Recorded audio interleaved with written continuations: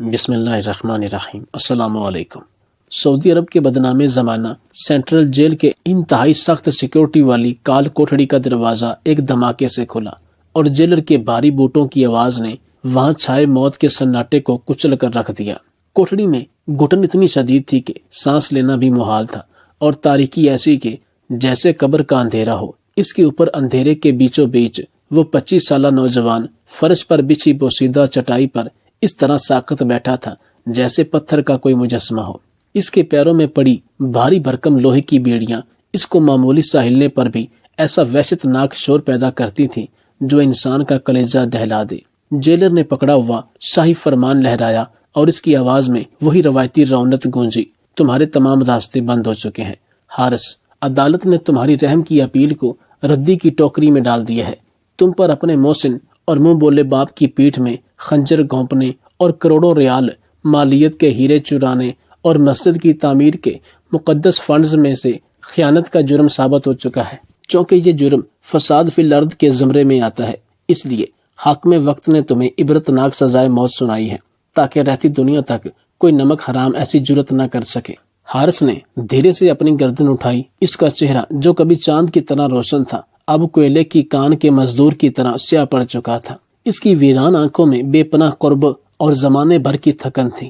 اس نے اپنی صفائی میں ہونٹ تک نہ ہلائے، نہ چیخا نہ چلایا، بس اس کی بے نور آنکھوں سے 2 گرم آنسو ٹوٹے اور اس کی گرد آلود الجھی ہوئی سیاہ داڑھی میں جذب ہو گئے۔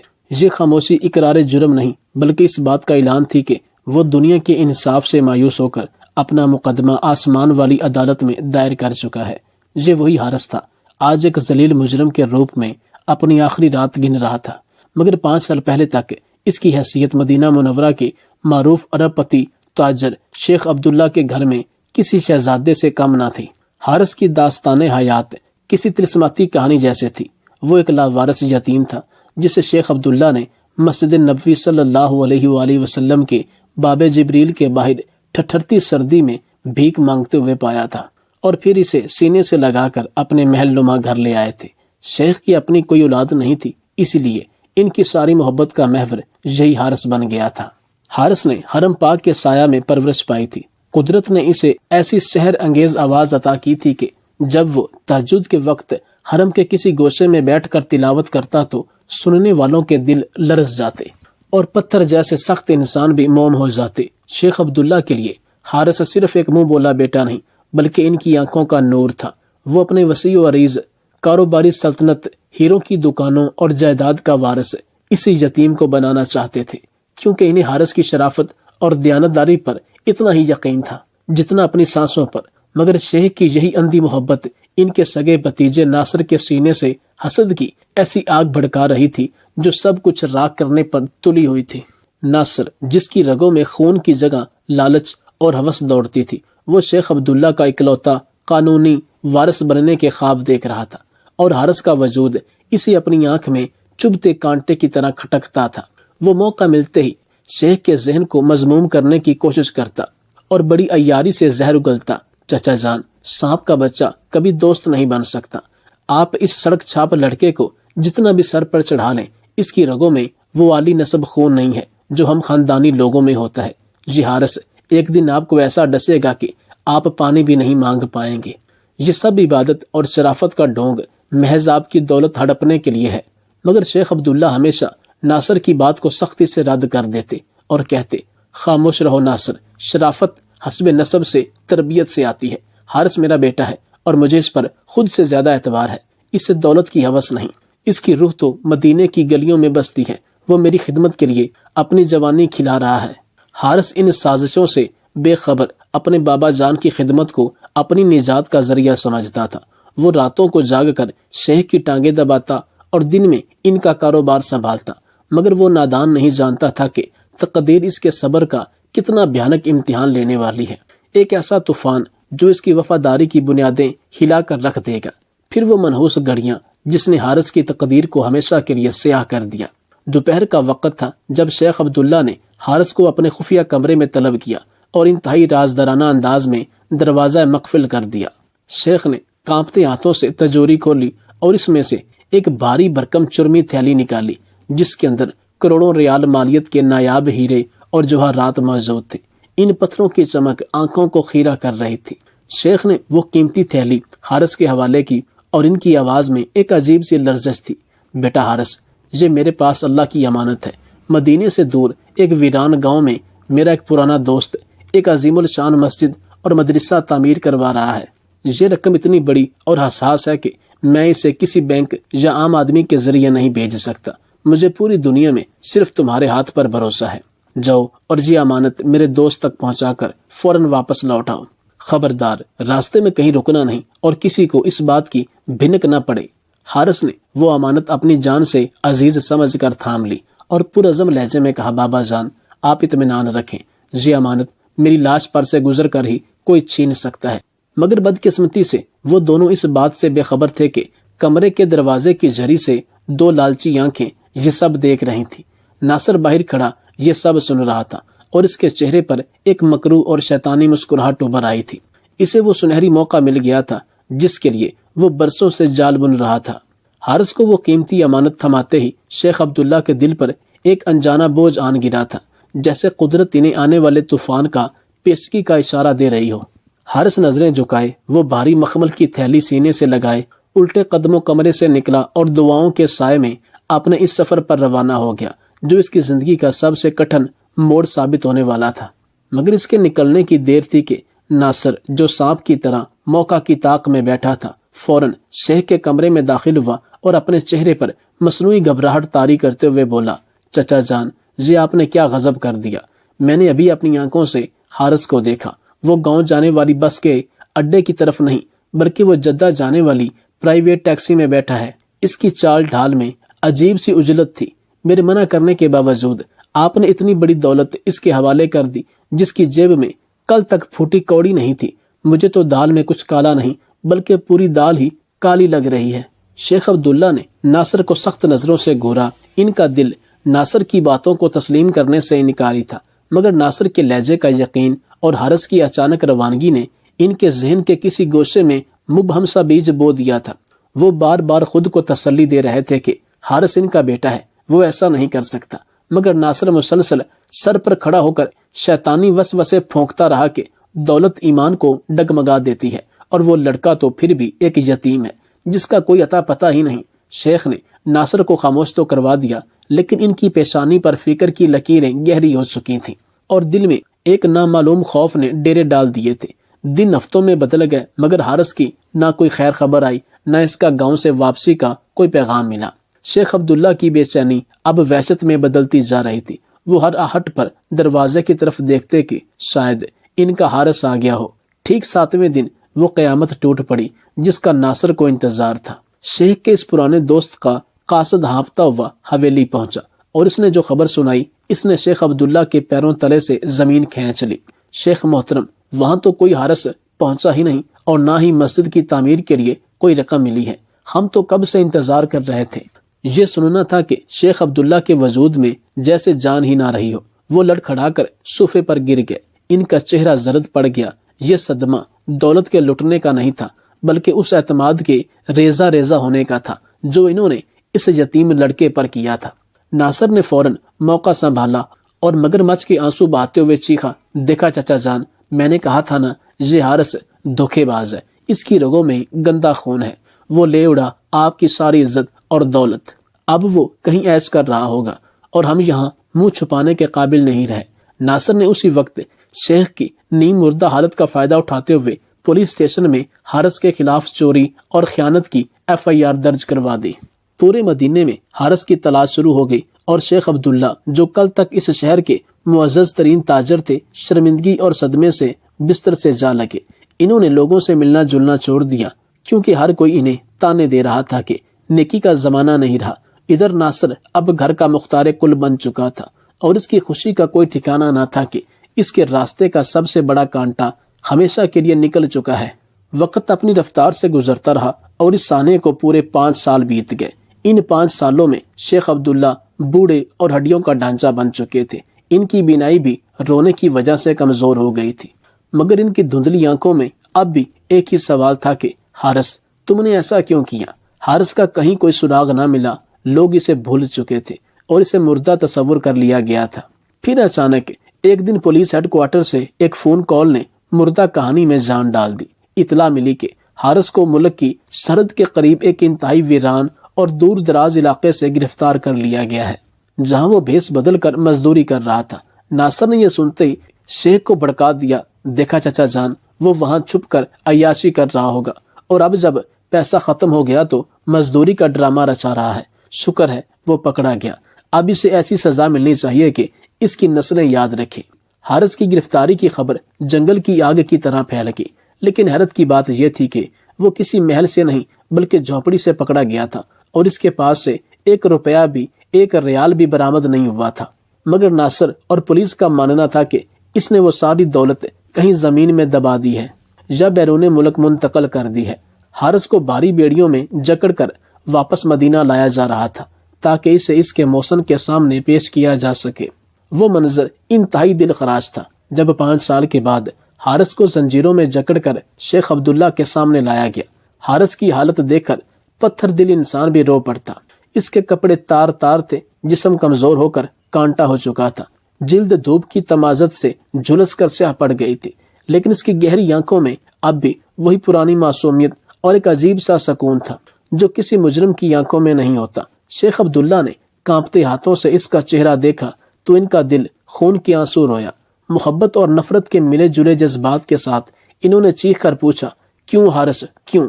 کیا کمی رہ گئی تھی میری محبت میں نے تجھے بیٹا بنا کر پالا اور تو نے میری پیٹھ میں خنجر گھونپ دیا۔ کہاں ہے وہ امانت؟ کیوں چور بن گئے تم؟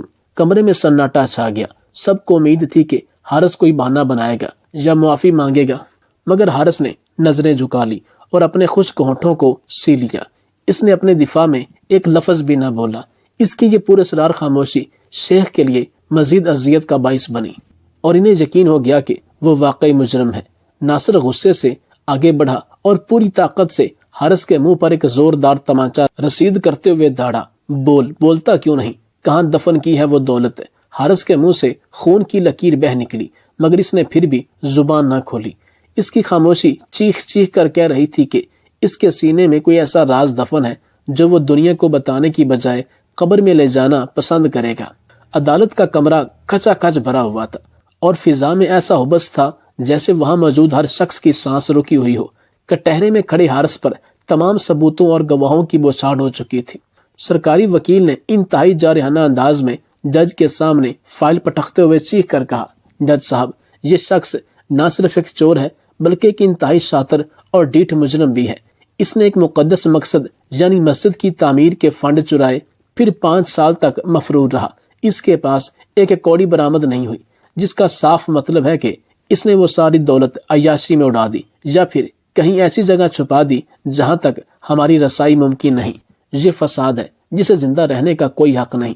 جج نے اینک کے شیشوں کے پیچھے سے حارث کی خاموش اور جھکی ہوئی گردن کو دیکھا اور پھر فیصلہ سناتے ہوئے اپنی بھاری آواز میں کہا، ملزم حارث، تم نے عدالت میں اپنی صفائی میں ایک لفظ نہ کہہ کر اپنے جرم کا خاموش اعتراف کیا ہے۔ چونکہ تم نے ایک فلاحی امانت میں خیانت کی ہے اور معاشرے میں اعتماد کا قتل کیا ہے، اسی لیے عدالت تمہیں عبرت ناک سزائے موت سناتی ہے تاکہ آئندہ کوئی بھی شخص کسی کی امانت میں خیانت کرنے کا سوچ بھی نہ سکے۔ کل فجر کے وقت تمہیں تختہ دار پر لٹکا دیا جائے گا۔ فیصلہ سنتے ہی پورے کورٹ روم میں سرگوشیاں شروع ہو گئیں۔ لوگوں کی نفرت بھری نگاہیں حارث کا پیچھا کر رہی تھی، مگر وہ پتھر کا بت بنا رہا۔ اس کے چہرے پر نہ خوف تھا نہ پچھتاوا، بس ایک گہرا سناٹا تھا، جیسے اس نے اپنا مقدمہ کسی ایسی عدالت میں پیش کر دیا ہو جہاں سے انصاف ملنا یقینی تھا۔ سزائے موت کی رات جیل کی اس تاریک کوٹڑی میں آہنی سلاخوں کے پیچھے ناصر کی آمد ہوئی۔ اس کے چہرے پر ایک فاتحانہ مسکراہٹ اور آنکھوں میں نفرت تھی۔ اس نے سلاخوں کو مضبوطی سے پکڑتے ہوئے حارث کو طنزیہ انداز میں دیکھا اور زہر آلود لہجے میں بولا، میں نے تجھے کہا تھا نا حارث کہ تیری اوقات نہیں ہے شیخ عبداللہ کے دل اور گھر میں رہنے کی۔ آج دیکھ لو تو کہاں ہے اور میں کہاں ہوں۔ میں نے چچا جان کے دل سے تیری محبت کو کھرچ کر پھینک دیا اور اب میں ہی ان کا وارث ہوں۔ تیرے مرنے کے بعد وہ سب کچھ میرا ہوگا۔ ناصر تھوڑا سا آگے جھکا اور اپنی آواز دھیمی کرتے ہوئے لالچ بھرے انداز میں سرگوشی کی، دیکھ، مرنے سے پہلے اگر تو مجھے بتا دے کہ وہ ہیرے کہاں ہیں تو میں وعدہ کرتا ہوں کہ میں تیری جان بخشی کی اپیل کروا دوں گا، کیوں اپنی جان گنوا رہا ہے؟ بے وقوف، دولت بتا دے اور زندگی لے لے۔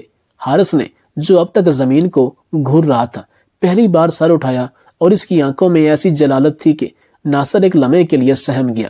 اس کے خشک ہونٹ ہلے اور اس نے ایک ایسا جملہ کہا جو ناصر کے وجود پر بجلی بن کر گرا۔ ناصر، عزت اور ذلت، زندگی اور موت تیرے ہاتھ میں نہیں، میرا فیصلہ میرا اللہ کرے گا۔ جاؤ اور جا کر اپنی جیت کا جشن مناؤ، میرا رب میرے ساتھ ہے۔ یہ کہہ کر حارث نے دوبارہ آنکھیں بند کر لی۔ ناصر غصے سے پیر پٹکتا ہوا وہاں سے چلا گیا، کیونکہ اسے ہیروں کا پتہ نہیں مل سکا تھا۔ رات کا پچھلا پہر تھا، موت کا وقت قریب آ رہا تھا۔ جیلر حارث کے پاس آیا۔ اس بار جیلر کی آنکھوں میں بھی اس نوجوان کے لیے ایک عجیب سی ہمدردی تھی، کیونکہ اس نے آج تک ایسا پرسکون قیدی نہیں دیکھا تھا جو اپنی موت کی رات بھی سکون سے اللہ کے ذکر میں مشغول ہو۔ اس نے حارث کے کندھے پر ہاتھ رکھتے ہوئے نرمی سے پوچھا، حارث، کچھ ہی دیر کے بعد تمہاری زندگی کا سورج غروب ہو جائے گا۔ قانون کے مطابق تم اپنی آخری خواہش ظاہر کر سکتے ہو۔ اگر کچھ کھانے کو دل ہے یا کسی سے ملنا چاہتے ہو تو بتا دو۔ حارث نے تسبیح روک دی۔ اس نے خالی نظروں سے جیلر کو دیکھا اور مدھم لیکن پراسر آواز میں کہا، میری کوئی دنیاوی خواہش نہیں ہے، بس ایک تمنا ہے جو سینے میں دبائے بیٹھا ہوں۔ میں مرنے سے پہلے مسجد نبوی صلی اللہ علیہ وآلہ وسلم میں فجر کی اذان دینا چاہتا ہوں۔ میں اپنے رب کے حضور پیش ہونے سے پہلے اس کے محبوب صلی اللہ علیہ وآلہ وسلم کے در پر آخری حاضری دینا چاہتا ہوں۔ جیلر حیران رہ گیا۔ اس نے ایک چور اور غدار سے ایسی خواہش کی توقع ہی نہیں کی تھی، مگر چونکہ یہ ایک مرنے والے کی آخری پکار تھی اور حارث حافظ قرآن اور خوش الحان بھی تھا، اسی لیے جیلر نے فوراً حکام بالا سے رابطہ کیا۔ معاملہ اتنا عجیب تھا کہ بات شیخ عبداللہ تک پہنچ گئی۔ شیخ نے جب یہ سنا تو ان کی آنکھوں میں بھی آنسو آ گئے۔ انہوں نے بھرائی ہوئی آواز میں اجازت دیتے ہوئے کہا، اسے جانے دو، شاید موت کے خوف سے اس کا ضمیر جاگ گیا ہو اور وہ توبہ کرنا چاہتا ہو۔ اسے میرے نبی صلی اللہ علیہ وآلہ وسلم کے گھر جانے سے مت روکو۔ فجر سے کچھ دیر پہلے کا وقت تھا۔ جیل کی کوٹھڑی کا دروازہ کھلا اور بیڑیوں کی جھنکار کے ساتھ حارث باہر نکلا۔ اس نے تازہ وضو کیا تھا، جس کی وجہ سے اس کے مرجھائے ہوئے چہرے پر ایک روحانی نور تھا۔ پانی کے قطرے اس کی داڑھی سے ٹپک رہے تھے اور وہ بالکل پرسکون تھا، جیسے سولی پر نہیں بلکہ کسی دعوت پر جا رہا ہو۔ پولیس کے درجنوں سپاہیوں نے اسے اپنے حصار میں لے رکھا تھا۔ اس کے ہاتھوں کی ہتھکڑیاں کھول دی گئی تھیں تاکہ وہ وضو اور اذان دے سکے، مگر پیروں میں بھاری بیڑیاں ابھی بھی موجود تھیں جو اسے بھاگنے سے روکنے کے لیے کافی تھیں۔ جیلر نے اسے بختر بند گاڑی میں بیٹھنے کا اشارہ کیا اور کہا، حارث، یاد رکھنا یہ تمہارا آخری سفر ہے، کوئی چالاکی کرنے کی کوشش مت کرنا ورنہ وہیں گولی مار دی جائے گی۔ حارث نے مسکرا کر آسمان کی طرف دیکھا اور گاڑی میں بیٹھ گیا۔ گاڑی کے سائرن بجنے لگے اور قافلہ مسجد نبوی صلی اللہ علیہ وآلہ وسلم کی طرف روانہ ہو گیا۔ حارث کا دل زور زور سے دھڑک رہا تھا، موت کے خوف سے نہیں بلکہ اس شوق سے کہ وہ آخری بار اس مقدس مقام کو دیکھنے جا رہا ہے جہاں اس نے اپنا بچپن گزارا تھا۔ وہ نہیں جانتا تھا کہ یہ اذان صرف نماز کے لیے بلاوا نہیں ہوگی بلکہ ایک ایسے طوفان کا پیش خیمہ ثابت ہوگی جو حق اور باطل کے درمیان فیصلہ کر دے گا۔ اس کے ہونٹوں پر مسلسل درود و سلام کا ورد جاری تھا اور گاڑی تیزی سے حرم پاک کے میناروں کی طرف بڑھ رہی تھی۔ مسجد نبوی صلی اللہ علیہ وآلہ وسلم کے بلند و بالا اور نور میں نہائے ہوئے مینار فضا میں اللہ کی کبریائی کی گواہی دے رہے تھے۔ تہجد اور فجر کے درمیان وقت کی خونکی اور سکون میں ایک عجیب سی ہلچل پیدا ہو گئی تھی۔ آج حرم کا ماحول معمول سے ہٹ کر تھا۔ باب جبریل کے قریب پولیس کی بھاری نفری نے ایک حصار بنا رکھا تھا اور ہزاروں نمازیوں کی نگاہیں تجسس سے اس حصار پر جمی ہوئی تھی۔ سب کو خبر ہو چکی تھی کہ آج ایک ایسا بدقسمت مجرم اپنی آخری خواہش پوری کرنے آ رہا ہے جس نے مسجد کے نام پر اپنے محسن کو لوٹا تھا۔ بختر بند گاڑی کے رکتے ہی فضا سوگوار ہو گئی۔ حارث کو باہر نکالا گیا۔ اس کے ہاتھوں کی ہتھکڑیاں تو کھول دی گئی تھی تاکہ وہ اذان دے سکے۔ پیروں میں پڑی موٹی بیڑیاں اب بھی فرش پر رگڑ کھا کر ایک دل خراش شور پیدا کر رہی تھی۔ وہ آہستہ آہستہ لڑکھڑاتے قدموں کے ساتھ مائک کی طرف بڑھ رہا تھا۔ اس کا جسم بخار اور کمزوری سے کانپ رہا تھا، مگر چہرے پر ایک ایسا نورانی اطمینان تھا جو وہاں موجود ہر شخص کو حیرت میں ڈال رہا تھا۔ ناصر، جو شیخ عبداللہ کا ہاتھ تھامے صف اول کے قریب کھڑا تھا، اس نے حارث کو دیکھتے ہی نفرت سے منہ ٹیڑھا کیا اور شیخ کے کان میں زہر اگلا۔ دیکھیے چچا جان، کیسی اداکاری کر رہا ہے یہ شخص۔ موت سامنے کھڑی ہے تو اللہ یاد آ گیا، مگر اب بہت دیر ہو چکی ہے۔ آج اس کی یہ ڈرامے بازی اسے بچا نہیں سکے گی۔ لوگ دیکھ رہے ہیں کہ ایک چور کس منہ سے اذان دے گا۔ شیخ عبداللہ کی نظریں حارث کے جھکے ہوئے سر اور بیڑیوں پر جمی تھی۔ ان کے دل میں ایک شدید ٹھیس اٹھی۔ وہی حارث جسے وہ شہزادہ بنا کر رکھتے تھے آج قیدیوں کے لباس میں ان کے سامنے تھا۔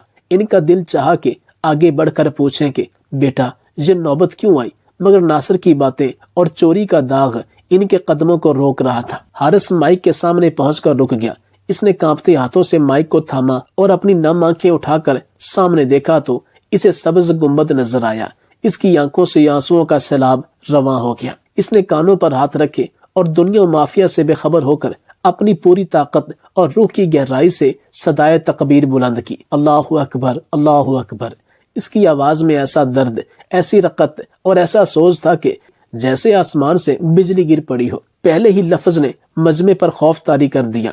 یہ کسی عام مؤذن کی آواز نہیں تھی، بلکہ ایک ایسے ٹوٹے ہوئے دل کی پکار تھی جو اپنے رب سے فریاد کر رہا تھا۔ مسجد کے صحن میں موجود ہزاروں لوگ جو اسے نفرت سے دیکھنے آئے تھے، ان کے دل دہل گئے اور آنکھیں بے اختیار چھلک پڑیں۔ خود شیخ عبداللہ کا ضبط ٹوٹ گیا۔ یہ وہی آواز تھی جو 5 سال پہلے ان کے گھر میں گونجا کرتی تھی۔ وہ تڑپ اٹھے اور ان کے منہ سے بے اختیار نکلا، نہیں، یہ کسی چور کی آواز نہیں ہو سکتی۔ اتنا درد صرف سچائی میں ہوتا ہے۔ میرا حارث جھوٹا نہیں ہو سکتا۔ ناصر نے شیخ کو بے چین دیکھا تو وہ گھبرا گیا۔ وہ بے چینی سے پہلے بدلنے لگا۔ اسے سمجھ نہیں آ رہا تھا کہ وہ لوگ جذباتی کیوں ہو رہے ہیں۔ وہ تو حارث کو ذلیل ہوتا دیکھنے آیا تھا، مگر یہاں تو بازی پلٹتی ہوئی محسوس ہو رہی تھی۔ اذان جاری تھی اور ہر سانس کے ساتھ حارث کی آواز کا درد بڑھتا جا رہا تھا۔ فضا میں ایک عجیب سا روحانی سکون تھا، جیسے فرشتے بھی اس اذان کو سننے کے لیے اتر آئے ہوں۔ پھر جیسے ہی حارث میں گواہی دیتا ہوں کہ محمد صلی اللہ علیہ وآلہ وسلم اللہ کے رسول ہے تک پہنچا، مجمع میں ایک عجیب و غریب واقعہ پیش آیا۔ ہجوم کے پچھلے حصے سے چند غیر ملکی اور دیہاتی حلیے والے لوگ جو شاید زیارت کے لیے آئے ہوئے تھے اور اب تک خاموش بیٹھے تھے، اس آواز کو سنتے ہی پاگلوں کی طرح اچھل پڑے۔ ان کے چہروں پر دیوانگی اور پہچان کا ایسا رنگ تھا جیسے انہوں نے کوئی کھوئی ہوئی چیز پا لی ہو۔ وہ لوگ بغیر کسی کی پرواہ کیے حارث حارث پکارتے ہوئے پولیس کے حصار کی طرف بھاگے۔ پولیس والوں نے انہیں روکنے کی کوشش کی، بندوقیں تان لی، مگر وہ لوگ کسی ہوش میں ہی نہیں تھے۔ وہ دکم پیل کرتے ہوئے، روتے ہوئے اور چیختے ہوئے اس کی طرف بڑھ رہے تھے۔ ان کی آنکھوں میں عقیدت کا دریا بہہ رہا تھا۔ وہاں موجود نمازی اور خود ناصر اس اچانک افطار پر ہکا بکا رہ گیا کہ یہ کون لوگ ہیں اور اس مجرم کی طرف کیوں بھاگ رہے ہیں۔ اذان کے آخری کلمات ادا کرتے ہی حارث نڈھال ہو کر گرنے ہی والا تھا کہ وہ دیہاتی لوگ پولیس کا سخت حصار توڑ کر اس تک پہنچ گئے۔ اس سے پہلے کہ پولیس کوئی ایکشن لیتی، وہ سب کے سب حارث کے قدموں میں گر پڑے۔ وہ اس کی بیڑیوں والے پیروں کو چوم رہے تھے اور ان کے آنسو حارث کے قدم دھو رہے تھے۔ پورا مجمع حیرت انگیز منظر دیکھ رہا تھا۔ ان دیہاتیوں میں سے ایک سفید بارش بزرگ جن کا لباس گرد آلود تھا اور چہرہ پر نور، وہ کھڑے ہوئے اور روتے ہوئے انہوں نے شیخ عبداللہ اور پولیس کی طرف ہاتھ اٹھا کر اپنی لرزتی ہوئی آواز میں چیخ کر کہا، خدا کے لیے رک جاؤ، تم لوگ یہ کیا ظلم کرنے جا رہے تھے؟ تم کسے سولی پر چڑھانے لگے تھے؟ ارے نادانو، یہ نوجوان چور نہیں ہے، یہ مجرم نہیں ہے، یہ تو فرشتہ ہے، یہ ہمارا محسن ہے۔ ہم تو پچھلے 5 سالوں سے صحراؤں کی خاک چھان رہے ہیں۔ اس امانت دار کو آج میرے رب نے ہماری سن لی۔ بزرگ کی باتیں سن کر شیخ عبداللہ کے جسم میں سنسنی دوڑ گئی۔ وہ لرزتے قدموں سے آگے بڑھے اور بزرگ کا کاندھا پکڑ کر پوچھا، تم کون ہو اور میرے حارث کو کیسے جانتے ہو؟ کیا امانت، کیسا محسن؟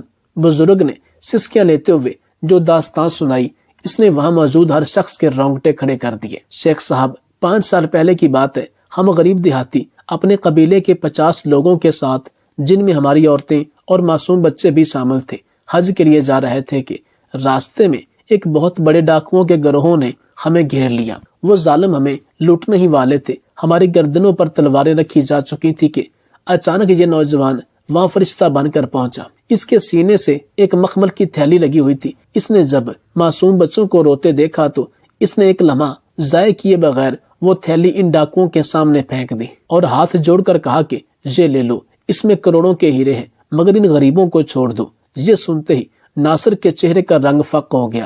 اس کے پیروں تلے سے زمین سرک گئی تھی، جبکہ شیخ عبداللہ کی آنکھیں حیرت اور صدمے سے پھٹ گئی تھی۔ بزرگ نے بات جاری رکھتے ہوئے کہا، ڈاکوؤں نے ہیرے لے لیے مگر ان کا سردار نہیں مانا۔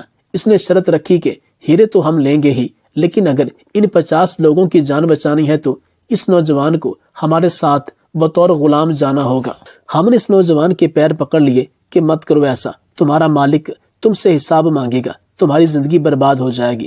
مگر اس خدا کے بندے نے مسکرا کر ایک ہی بات کہی تھی کہ میرے مالک کی امانت سے زیادہ قیمتی ان 50 انسانوں کی جانوں کی حرمت ہے۔ میرا دنیاوی مالک مجھے چور سمجھے تو سمجھے، میرا اللہ جانتا ہے کہ میں نے سودا مہنگا نہیں کیا۔ اس نے خود کو زنجیروں میں جکڑا لیا اور ہمیں آزاد کروا دیا۔ یہ 5 سال ان ظالموں کی قید میں رہا۔ ہم آج تک اس کی تلاش میں تھے تاکہ بتا سکیں کہ یہ چور نہیں ہے، یہ تو دور حاضر کا خاتم تائی ہے۔ مسجد نبوی صلی اللہ علیہ وآلہ وسلم کے صحن میں اس سفید بارش بزرگ کی لرزتی ہوئی آواز میں سنائی گئی داستان نے وہاں موجود ہر ذی روح کو پتھر کا کر دیا تھا۔ فضا میں ایک ایسا محب سناٹا چھا گیا تھا کہ سوئی گرنے کی آواز بھی سنائی دیتی۔ ہر آنکھ اشکبار تھی اور ہر نظر حارث کے جھکے ہوئے پر نور چہرے پر جمی ہوئی تھی، جو اب کسی مجرم کا نہیں بلکہ کسی ولی کا چہرہ لگ رہا تھا۔ شیخ عبداللہ جو کچھ لمحے پہلے تک غصے اور نفرت کی آگ میں جل رہے تھے، ان کا وجود اب سوکھے پتے کی طرح کانپ رہا تھا۔ انہیں لگا جیسے کسی نے ان کے سینے پر کوہ ہمالیہ رکھ دیا ہو۔ ان کے کانوں میں بزرگ کے الفاظ ہتھوڑوں کی طرح برس رہے تھے، یہ چور نہیں، یہ محسن ہے، اس نے ہماری جانوں کے بدلے اپنی آزادی بیچ دی۔ شیخ عبداللہ کے حلق میں کانٹے چبھنے لگے۔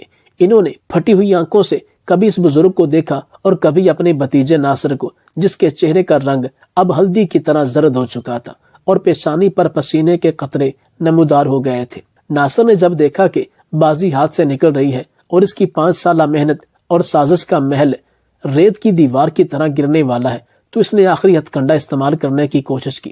وہ چیختا ہوا آگے بڑھا اور بزرگ کی طرف انگلی اٹھا کر دھاڑا، جھوٹ، یہ سب جھوٹ ہے، یہ سفید جھوٹ بول رہا ہے، یہ بڈھا۔ چچا جان، آپ اس کی باتوں میں مت آئیے، یہ سب ڈرامہ ہے، یہ لوگ حارث کے خریدے ہوئے اداکار ہیں۔ اس مکار نے جیل میں بیٹھ کر یہ پلان بنایا ہے تاکہ ہماری ہمدردیاں حاصل کر سکے۔ سوچئے ذرا، کوئی انسان کروڑوں کے ہیرے دے کر خود غلامی قبول کرتا ہے؟ یہ ناممکن ہے۔ یہ سب ہمیں بے وقوف بنا رہے ہیں۔ پولیس والوں، گرفتار کرو ان سب کو، یہ مجرم کے سہولت کار ہے۔ ناصر کی چیخو پکار سن کر اس بزرگ کے پیچھے کھڑے دیگر دیہاتی، جن میں کچھ نوجوان بھی تھے، تیش میں آ گئے۔ ان میں سے ایک نوجوان نے آگے بڑھ کر اپنا کرتا پھاڑ دیا۔ اس کے سینے اور پیٹھ پر کوڑوں کے پرانے اور گہرے نشانات تھے، جو چیخ چیخ کر ظلم کی داستان سنا رہے تھے۔ نوجوان نے روتے ہوئے شیخ عبداللہ کی طرف رخ کیا اور تڑپ کر بولا، اے شیخ، اگر ہم جھوٹے ہیں تو یہ زخم بھی جھوٹے ہیں، اگر ہم اداکار ہیں تو ہماری ماؤں کی وہ دعائیں بھی جھوٹی ہیں جو پچھلے 5 سالوں سے اس نوجوان کے لیے نکل رہی ہیں۔ خدا کی قسم، اس نوجوان نے اپنی جوانی ہمیں بخش دی، اگر یہ نہ ہوتا تو ڈاکو ہمیں ذبح کر چکے ہوتے۔ تم اسے چور کہتے ہو؟ ارے نادان انسان، اس کے پیروں کی دھول بھی ہم سے زیادہ قیمتی ہے۔ تمہارا یہ بیٹا یوسف کی طرح بک گیا تاکہ ہم اپنے گھروں کو لوٹ سکے، اور تم کہتے ہو کہ یہ ڈرامہ ہے۔ اس نوجوان کی گرج دار آواز اور زخموں کی گواہی نے ناصر کی زبان پر تالا لگا دیا۔ شیخ عبداللہ کو اب کسی اور ثبوت کی ضرورت ہی نہیں تھی۔ سچائی سورج کی طرح روشن ہو چکی تھی۔ وہ لڑکھڑائے اور گرتے گرتے بچے۔ ان کے منہ سے ایک دل خراش چیخ نکلی، ہائے میں لٹ گیا، ہائے میری بدقسمتی، میں نے ہیرے کو پتھر سمجھ کر ٹھکرا دیا۔ شیخ عبداللہ دیوانوں کی طرح حارث کی طرف بھاگے۔ پولیس والے جو خود بھی سکتے میں تھے فوراً پیچھے ہٹ گئے۔ شیخ عبداللہ نے کانپتے ہاتھوں سے حارث کے کندھے تھام لیے اور پھوٹ پھوٹ کر رونے لگے۔ ان کا رونا اتنا دردناک تھا کہ وہاں موجود سخت دل پولیس والوں کی آنکھیں بھی بھیگ گئی تھیں۔ مجھے معاف کر دے میرے بیٹے، مجھے معاف کر دے۔ شیخ عبداللہ کی آواز ہسکیوں میں دب گئی تھی۔ میں اندھا ہو گیا تھا حارث، میں بہرا ہو گیا تھا۔ میں نے تیری تربیت پر شک کیا، میں نے تیری وفاداری کو پیسوں کے ترازوں میں تولا۔ میں کیسا بد نصیب باپ ہوں جو اپنے یوسف کو نہ پہچان سکا۔ میں نے تجھے جیل بھیج دیا، میں نے تجھے موت کے گھاٹ اتارنے کی تیاری کر لی۔ میں اس قابل ہی نہیں کہ تیرا باپ کہلا سکوں۔ میرے منہ پر تھوک دے، مجھے جو سزا دینی ہے دے، مگر خدارا مجھے معاف کر دے، ورنہ میں قیامت کے دن اللہ کو کیا منہ دکھاؤں گا۔ شیخ عبداللہ حارث کی بیڑیوں میں جکڑے پیروں کی طرف جھکے تاکہ انہیں چوم سکے، مگر حارث نے فوراً جھک کر انہیں تھام لیا۔ حارث جو اب تک خاموش کھڑا تھا اور جس کی آنکھوں سے آنسوں کی لڑی جا رہی تھی، اس نے شیخ عبداللہ کے ہاتھوں کو بوسہ دیا اور انتہائی نائف اور لرزتی ہوئی آواز میں بولا، بابا جان، خدا کے لیے ایسا مت کریں، آپ میرے محسن ہیں، آپ باپ ہیں، اولاد کے پیروں میں باپ کی پگڑی نہیں ہوتی، میں نے تو آپ کا نمک کھایا ہے، میں آپ سے ناراض کیسے ہو سکتا ہوں؟ یہ سب میری تقدیر تھی، یہ میرے رب کا لکھا ہوا تھا جسے پورا ہونا تھا۔ شیخ عبداللہ نے تڑپ کر حارث کا چہرہ اپنے ہاتھوں میں لیا اور سوال کیا جو ان کے اور وہاں موجود ہر شخص کے دل میں کانٹے کی طرح چبھ رہا تھا، مگر تم بولے کیوں نہیں حارث؟ تم نے 5 سال اتنی بڑی تہمت اپنے سینے پر کیوں برداشت کی؟ تم نے عدالت میں کیوں نہیں بتایا؟ تم نے مجھے کیوں نہیں بتایا کہ تم نے وہ دولت عیاشی میں نہیں بلکہ جانے بچانے میں لوٹا دی؟ ایک بار کہہ دیتے تو میں یقین کر لیتا۔ تم نے خاموش رہ کر اتنی بڑی سزا کیوں قبول کی؟ آخر اس نے گہری سانس لی۔ اس کی نظریں ناصر پر پڑی جو اب بھیڑ میں چھپنے کی کوشش کر رہا تھا۔ پھر اس نے شیخ کی آنکھوں میں دیکھتے ہوئے وہ تاریخی جملہ کہا جس نے وہاں موجود ہر شخص کے ایمان کو تازہ کر دیا، بابا جان، میں کیا بتاتا؟ میرے پاس ثبوت کیا تھا؟ میں وہاں اکیلا تھا اور وہ 50 لوگ جا چکے تھے۔ اگر میں عدالت میں کہتا کہ میں نے کروڑوں کے ہیرے ڈاکوؤں کو دے دیے تو کون یقین کرتا؟ دنیا ثبوت مانگتی ہے اور میرے پاس صرف میری زبان تھی۔ وکیل کہتے کہ یہ کہانی ہے، یہ ڈرامہ ہے، سب کہتے ہیں کہ دولت کھا گیا ہے اور اب نیکی کا لبادہ اوڑھ رہا ہے۔ مجھے ڈر تھا کہ اگر میں نے سچ بولا اور کسی نے یقین نہ کیا تو آپ کی نظر میں چور کے ساتھ ساتھ جھوٹا بھی بن جاؤں گا۔ میں یہ برداشت کر سکتا تھا کہ آپ مجھے چور سمجھے، مگر یہ برداشت نہیں کر سکتا تھا کہ آپ یہ سوچیں کہ میں نے آپ کی امانت کھا لی اور اب اللہ کا نام لے کر جھوٹ بول رہا ہوں۔ اسی لیے میں نے سوچا کہ اپنی صفائی بندوں کو دینے سے بہتر ہے کہ اپنا معاملہ اللہ کے سپرد کر دوں۔ میں نے اللہ سے سودا کر لیا تھا بابا جان۔ میں نے کہا، اے رب، میری عزت تیرے ہاتھ میں ہے، اگر تو چاہے تو مجھے رسوا کر دے اور اگر تو چاہے تو مجھے سرخرو کر دے۔ اور دیکھیں آج میرے رب نے مجھے کیسے سرخرو کیا۔ اس نے گواہی دینے کے لیے انہیں بھیجا جنہیں کبھی دوبارہ ملنے کی امید بھی نہیں رکھتا تھا۔ حارث کی یہ بات سن کر مجمع میں اللہ اکبر کی صدائیں گونج اٹھی۔ شیخ عبداللہ نے حارث کو سینے سے لگایا اور شدت جذبات سے اسے دبوچ لیا، جیسے وہ یقین کرنا چاہتے ہو کہ یہ خواب نہیں، حقیقت ہے۔ ہاں میرے بچے، تیرا سودا تو جیت گیا اور ہم سب ہار گئے۔ تو نے ثابت کر دیا کہ جس کا وکیل اللہ ہو اسے دنیا کی کسی عدالت کی ضرورت نہیں ہوتی۔ ابھی یہ جذباتی منظر جاری تھے کہ پولیس چیف خود بھی اس واقعہ سے شدید متاثر تھا۔ آگے بڑھا اور سپاہیوں کو حکم دیا، کھول دو اس کی بیڑیاں، یہ شخص قیدی نہیں، یہ ہمارا مہمان ہے۔ سپاہیوں نے فوراً حارث کے پیروں سے بھاری آہنی بیڑیاں کھول دی جو اس کی معصومیت کو جکڑے ہوئے تھی۔ جیسے ہی بیڑیاں فرش پر گری، ان کی آواز کسی موسیقی کی طرح سنائی دی۔ وہاں موجود جوق در جوق لوگ آگے بڑھے، ہر کوئی حارث کو چھونا چاہتا تھا۔ کوئی اس کے ہاتھ چوم رہا تھا تو کوئی اس کے کندھے پر ہاتھ رکھ کر عقیدت کا اظہار کر رہا تھا۔ وہ لوگ جو کل تک اسے گالیاں دے رہے تھے اب اس سے دعا کی درخواست کر رہے تھے۔ اسی ہنگامے کے دوران ناصر نے موقع غنیمت جانا اور بھیڑ کا فائدہ اٹھاتے ہوئے دبے پاؤں پیچھے کی طرف کھسکنے لگا۔ وہ چاہتا تھا کہ اس سے پہلے کہ شیخ کی نظر اس پر پڑے وہ وہاں سے غائب ہو جائے، مگر قدرت خدا کی پکڑ سے بھاگنا ناممکن تھا۔ ابھی وہ چند قدم ہی پیچھے ہٹا تھا کہ شیخ عبداللہ کی آواز نے اس کے قدم جکڑ لیے۔ رک جاؤ ناصر۔ یہ آواز اتنی سخت اور حتمی تھی کہ ناصر وہیں جم گیا۔ وہ دھیرے سے مڑا، اس کے چہرے پر ہوائیاں اڑ رہی تھی۔ شیخ عبداللہ حارث کا ہاتھ تھامے لرزتے قدموں سے ناصر کے قریب آئے۔ ان کی آنکھوں میں اب وہ نرمی نہیں تھی جو ناصر کے لیے ہمیشہ ہوا کرتی تھی، بلکہ وہاں اب صرف حقارت اور افسوس تھا۔ ناصر نے ہکلاتے ہوئے صفائی پیش کرنے کی کوشش کی، چچا جان، مجھے کیا معلوم تھا، میں تو بس آپ کی بھلائی چاہتا تھا۔ مجھے لگا یہ واقعی خاموش ہے۔ شیخ نے اسے ہاتھ کے اشارے سے روکا، اپنی ناپاک زبان سے میری بھلائی کے لفظ مت نکالو۔ تم نے صرف میری دولت کی فکر کی، تم نے ایک معصوم کی جان لینے کی کوشش کی، تم نے میرے کان بھرے، تم نے میرے اور میرے بیٹے کے درمیان نفرت کی دیوار کھڑی کی، تم نے ثابت کر دیا کہ خون کے رشتے وفا کی ضمانت نہیں ہوتے۔ اصل رشتہ وہ ہوتا ہے جو روح کا ہو، جو اعتماد کا ہو۔ آج میں سب کے سامنے یہ اعلان کرتا ہوں کہ میرا وارث، میرا بیٹا اور میری جائیداد کا حقدار صرف اور صرف حارث ہے۔ تم نے جس دولت کے لیے یہ کھیل کھیلا وہ تم پر ہمیشہ کے لیے حرام ہے۔ دفع ہو جاؤ میری نظروں سے۔ آج کے بعد مجھے اپنی منحوس شکل مت دکھانا۔ میرے لیے تم اسی دن مر گئے تھے جس دن تم نے ایک یتیم پر جھوٹا الزام لگایا تھا۔ ناصر ذلت اور رسوائی کی تصویر بنا کھڑا تھا۔ ہزاروں لوگوں کی نفرت بھری نگاہیں اس پر مرکوز تھی۔ وہ شخص جو کل تک اس شہر کا معتبر بننے کے خواب دیکھ رہا تھا، آج ایک سیکنڈ میں اپنی عزت گنوا چکا تھا۔ وہ سر جھکائے ذلیل و خوار ہو کر مجمع سے نکل گیا۔ حارث کی سزائے موت اسی وقت منسوخ کر دی گئی۔ قانونی کارروائی محض ایک رسمی کارروائی بن کر رہ گئی، کیونکہ مدعی نے خود مقدمہ واپس لے لیا تھا اور گواہوں نے سچائی اگل دی تھی۔ سورج اپنی پوری آب و تاب کے ساتھ نکل چکا تھا۔ مسجد نبوی صلی اللہ علیہ وآلہ وسلم کے صحن سے جب حارث باہر نکلا تو اس کا ہاتھ شیخ عبداللہ کے ہاتھ میں تھا۔ 5 سال کی طویل جدائی، تکلیف، قید اور رسوائی کے بعد آج وہ سر اٹھا کر چل رہا تھا۔ اس کے کپڑے میلے تھے، بال بکھرے تھے، مگر اس کے چہرے کا نور بادشاہوں کے تاج کو مات دے رہا تھا۔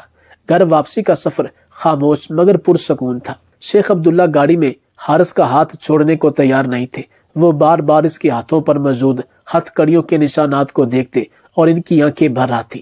گھر پہنچ کر جب حارث اپنی اسی پرانی حویلی میں داخل ہوا جہاں سے اسے چور کہہ کر نکالا گیا تھا، تو ملازمین کی قطاریں استقبال کے لیے کھڑی تھی۔ سب کی آنکھوں میں ندامت تھی۔ حارث نے مسکرا کر سب کو سلام کیا۔ اس کے لہجے میں ذرا برابر غرور نہیں تھا۔ ڈرائنگ روم میں بیٹھ کر شیخ عبداللہ نے حارث کی طرف دیکھا اور ایک ٹھنڈی آہ بھر کر بولے، بیٹا، میری زندگی بھر کی کمائی، وہ ہیرے، وہ کروڑوں کی دولت تو چلی گئی۔ شاید لوگ کہیں گے شیخ عبداللہ کنگال ہو گیا، مگر مجھے کوئی غم نہیں۔ قسم خدا کی، مجھے لگتا ہے کہ میں نے زندگی کا سب سے بہترین سودا کیا ہے۔ دولت دے کر مجھے میرا بیٹا واپس مل گیا، اور ایسا بیٹا جو پہلے سے زیادہ کندن بن چکا ہے۔ حارث نے پرسکون لہجے میں کہا، بابا جان، وہ ہیرے نہیں تھے، وہ میرا امتحان تھا، اور وہ ڈاکو نہیں تھے، وہ ذریعہ تھے مجھے آزمانے کا۔ اللہ دیکھنا چاہتا تھا کہ حارث کو ہیروں کی چمک عزیز ہے یا انسانی جانوں کی حرمت، اور اللہ کا شکر ہے کہ اس نے مجھے بھٹکنے نہیں دیا۔ ہم نے دولت کھوئی نہیں بلکہ اسے محفوظ کر لیا ہے۔ وہ ہیرے جو میں نے دیے وہ شاید دنیا میں ختم ہو جاتے، مگر جو جانیں بچیں ان کی دعائیں اب ہمارے لیے آخرت کا ہیرا بن گئی ہیں۔ شیخ عبداللہ نے حارث کے سر پر ہاتھ پھیرا اور نمناک آنکھوں سے مسکرائے۔ انہیں سمجھ آ گئی تھی کہ دنیا کی عدالت میں انسان غلط ثابت ہو سکتا ہے، وکیلوں کی دلیلیں جھوٹ کو سچ بنا سکتی ہیں، مگر جس کا معاملہ اللہ کے ساتھ ہو، جس کی نیت میں کھوٹ نہ ہو، اسے کائنات کی کوئی طاقت رسوا نہیں کر سکتی۔ سچائی دیر سے ہی صحیح مگر سامنے ضرور آتی ہے، اور جب آتی ہے تو جھوٹ اور حسد اور سازش کے سارے بت پاس پاس کر دیتی ہے۔